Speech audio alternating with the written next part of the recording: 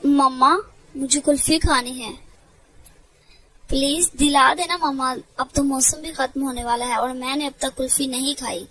मैंने तुमको कितनी दफा कहा है कि जिद ना करो, कुल्फी से तुम्हारा गला खराब हो जाता है। कोई और चीज खा लो, ये लो सेब खाओ।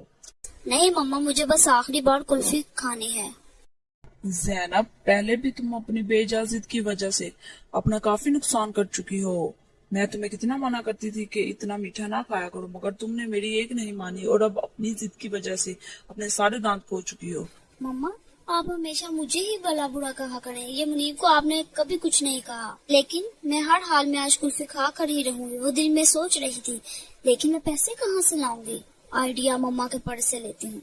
इसी पैसों के लिए ज्यादा मेहनत करने की जरूरत ना करनी पड़ी। किचन में रखे हुए पैसे उठाकर वो घर से बाहर निकलने का मौका तलाश करने लगी। जल्द ही इसे मौका मिल गया। वो सबसे नजरें बचाकर